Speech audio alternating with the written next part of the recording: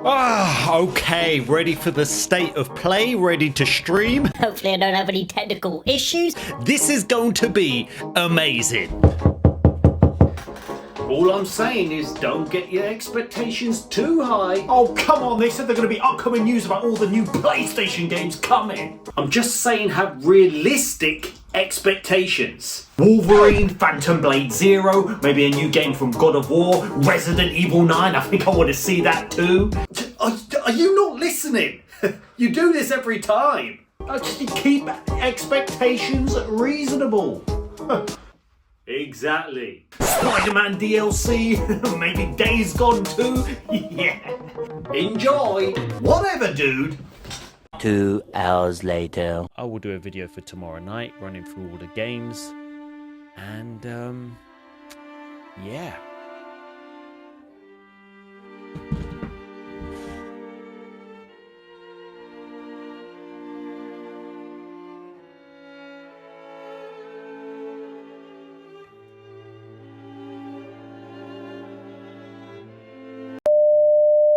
So we had the PlayStation State of Play last night, and some of you might have seen, I might have got too excited thinking that Sony was going to show us some first-party games that are announced back in 2021. Now, I know I pretty much ended the stream quite negatively, but looking back on what we've seen on that State of Play, I'm actually excited for quite a few of the games that were announced. We're going to run through everything that was shown at this State of Play. Some of it I was a bit like, Ooh. let's just start off right away. We had Luminous Arise, and this is also for the PlayStation VR 2. If you're an oldie like me, you probably will like this. I used to love Tetris back in the day. It looks like there's a lot freaking going on, and in VR 2, I think this will look pretty cool. And this is coming out fall of this year. Next, we had a game that Next, we had a game that I really remember seeing this quite a few years ago, and then we heard nothing, but this absolutely looks amazing. Pragmata. Now, this is coming out 2026, and listen, Capcom, we wanted them to be here. They wasn't Resident Evil 9, but it's fine. This looks freaking amazing. This is a science fiction adventure game with a 2-in-1 twist of action and strategy. Wasn't this game supposed to come out like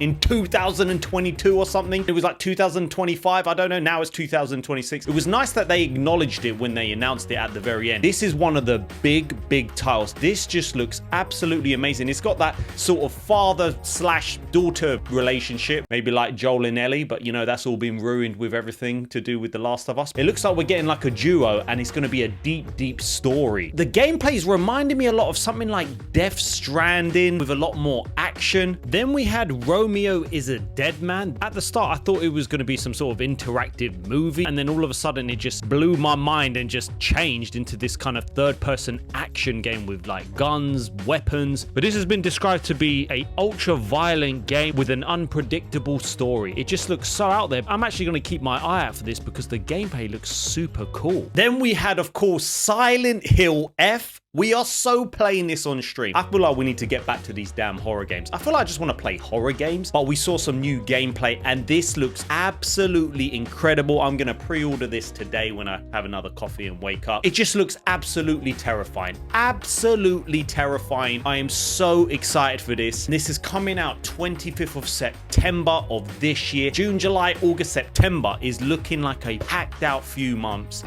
Oh, we can do this.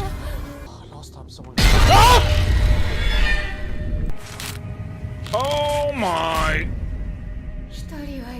I can't do it. No, I can. I can do this.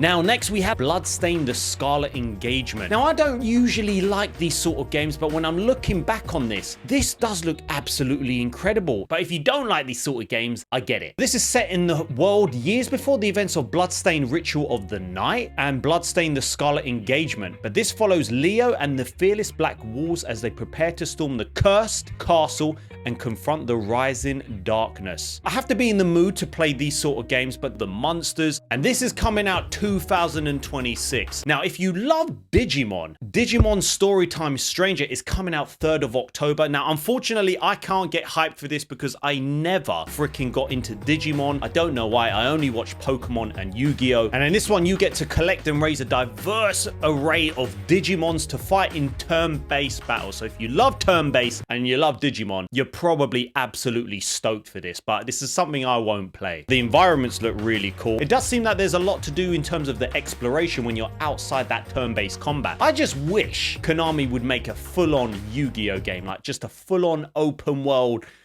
Yeah, you know, just I wish. And if you're an oldie, next we had Final Fantasy Tactics, and for some reason I think I'm actually going to buy this because I feel like there are so many games in the 90s that I wish I absolutely played. I just love the music to Final Fantasy. I love the freaking series, and with this one, this is coming out 30th of September. But what is cool is that you can get the original game exactly how it was back then, but you can also get the updated version as well. So you've got basically the enhanced version and the classic, and the enhanced version adds fully voiced dialogue, optimized and updated UI, graphical improvements, and some other quality of life features. Now, once again, if you love Final Fantasy or you played these old games, I think this is one I'm going to pick up. Now, as I'm saying this, upon reflection, I'm looking back and I'm appreciating what they showed. But anyways, we had a funny game that we've seen quite a lot of with Baby Step. This looks absolutely hilarious because you literally have to learn how to walk, how to do the simplest of tasks. So you play as Nate, an unemployed failson with nothing going on, until one day he discovers a power he never knew he had, putting one foot in front of the other. And it just looks so funny that you have to learn how to walk, the way he just dropped. Some people might be like, this looks rubbish, but I feel like I'm edging towards more weird games lately. I feel like AAA, they've just let us down quite a lot of times and they just take too long, and I'm appreciating these other sort of styles. And with this one, this is coming out 8th of September. Now, you can pre-order Hiragami, which is a 3D action platformer inspired by ancient Japanese art. So you can explore a beautiful origami world as Hyro, a fan-wielding master of the art of folding. So there'll be deadly digital invaders and you have to stop them. And you can take on animal forms to traverse the landscape, puzzle solving, overcome enemies. This just looks super, super unique. This is coming out this year. Next, you have Everybody's Golf Hot Shots, which is coming out 5th of September. Now, I'm not gonna lie, the graphics for a PS5 game doesn't really look like a PS5. That's just me looking at it, to be honest, and I'm looking at it right now. But if you love golf, you might be excited for this. There are 10 different regions from around the world and you can experience courses, and on these courses there'll be weather and time changes, and supposedly this is the largest roster of characters in the series. And you can pre-order now and you can earn Pac-Man early. Again, if they had Abbyzilla, I might consider it. Now, next we had Ninja Gaiden Ragebound. So this is the same team behind the Blasphemous series, and that is so damn popular. So again, if you're like an oldie like me, you might appreciate this sort of gameplay, but this does look kind of obviously old school, and it does remind me just back when I was playing like the Nintendo 64 and the SNES. You have to be that sort of gamer to be excited for this. This does look super hard as well. Again, at this point, I'm waiting for the big titles. So next we had Khan.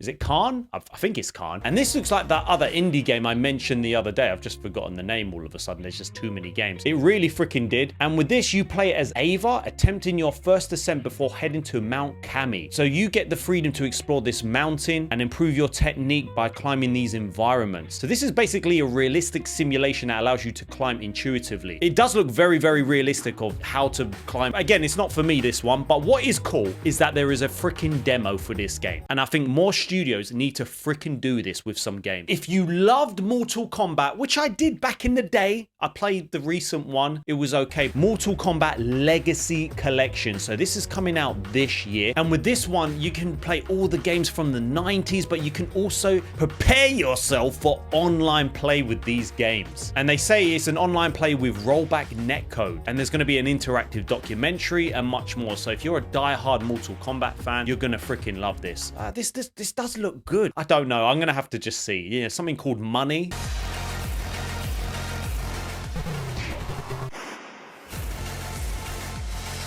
Now this was interesting. Sony are releasing their fight stick, which again, if you're a huge Mortal Kombat fan or fighting fan, this looks pretty neat. This was called Project Defiant, and this looks very, very cool. I'm a bit surprised that Sony's actually designed this and actually releasing this. God knows how much this is going to cost. I feel like they only go for things that they know will make money, and it does bring you back to the old school arcade games as well. So I'm surprised they actually did this. Obviously, the 28th of August, we're getting Metal Gear Solid Snake Eater Delta whatever. I cannot wait for this. I actually pre-ordered the collector's edition, and then I cancelled it because I looked at it. I really wanted it. Comes with a physical box. Absolutely beautiful. £300. I was like, I can't justify spending 300 freaking pounds on a collector's edition. The new gameplay looks freaking awesome. I cannot wait to play this game. I pretty much has never played Metal Gear. Well, I have, but I can't remember. I was so young. I just think I was too dumb to play that game. Probably too dumb now. But what else is cool about this is that they teased a multiplayer option or a multiplayer, some sort of online play at the end. I'm super stoked for this game because if this is true with this multiplayer, I haven't checked the details, so you can let me know in the comments. I want more games to freaking do this. I want more games to do more multiplayer alongside their story-driven games. These live service ones are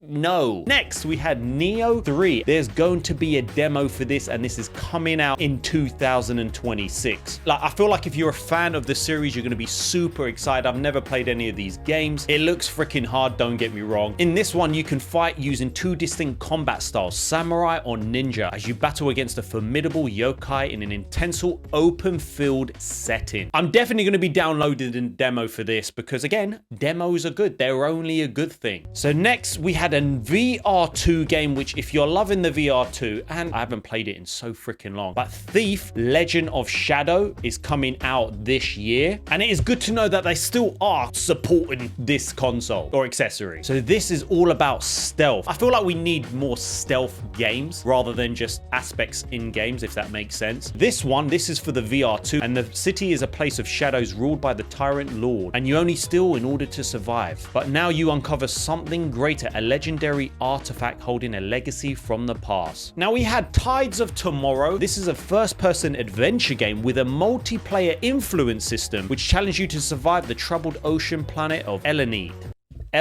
I believe this will influence other players playing the game, so it's a very, very cool concept. So this is one for me to look out for more because it seems very interesting. The graphics do look freaking beautiful. I'm excited to see more from this. Now, of course, we got more news from Astrobot where they're adding even more levels to this freaking game. There's going to be 5 new challenges, and that's bringing the total planets to 90 planets. Man, this game just keeps getting better and better. And they're also saying they're going to re-release the DualSense, but there's going to be a bit of a twist to it. Now, I've got no idea what they mean by this. Maybe you guys can let me know. Will it be a DualSense Edge themed one? We've got a pirate game that is coming out 2026. This is going to be turn-based. I haven't played a pirate game in so long. We have got quite a few pirate games actually out there. Get rid of Skull and Bones. But if you're a turn-based fan and you're a pirate game fan, this one is for you. Now, we got Sword of the Sea, which is coming out 19th of August. These are the same makers from the Pathless, and I remember seeing this so long ago. This looks super unique. The art style, the environments, it does look like a beautiful game. Near the end of the year, freaking out, things are looking so damn busy.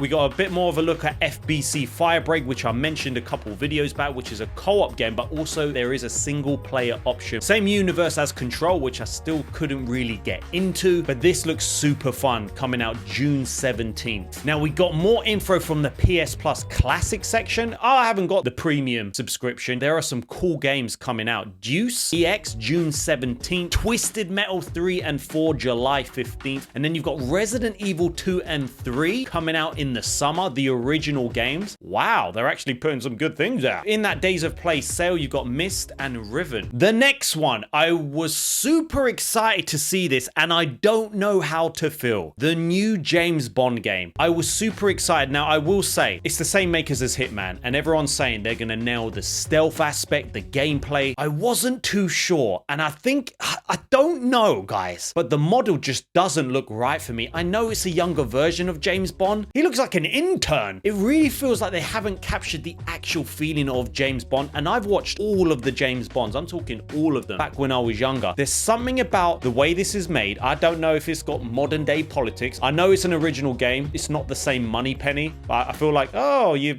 race swapped there. Bond is a bullet without I know a they target. race swapped her, but it's all good. I can't help but say that because of the games we've got in the last few years, and this has been in development for so long. It does look cool and it's third person, but something just doesn't look right to me. I just need to see more of it because I'm just totally not sure. But I guess if you've played the Hitman games, which I need to play, you're saying that they will nail that. It's just whether they nail the story because it's an original story. At this point, I was a bit like, don't.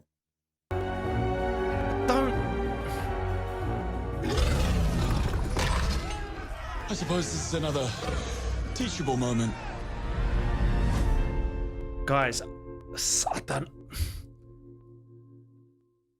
Something don't look right about it. Ghost of Yotai, I wanted to see more gameplay. We didn't, but what we did get is that in July, we're going to get a full deep dive of the gameplay of this game. I am really excited for this game now. I know it's not Jin Sakai. I know Sucker Punch have not given us any reason to think that they're going to ruin this franchise. It's a totally different character now, so they can't really ruin Jin Sakai, to be honest. Hopefully not. But I'm super excited for Ghost of Yotai. I would have got that collector's edition if it came with the damn box. It didn't, so I'm not buying it. So at least in July, we are getting some more gameplay. And then to end the state of play, I have to say, looking back, this looks freaking awesome. I know at the time I was a bit like underwhelmed, but I look back at this, I want to get back into my fighting games. This looks absolutely awesome. So this is Marvel Token Fighting Souls coming out in 2026. Now, this was the longest part of the state of play because they did a massive deep dive behind the development team and the design. I feel like they've nailed the freaking art style of the Marvel heroes. It does look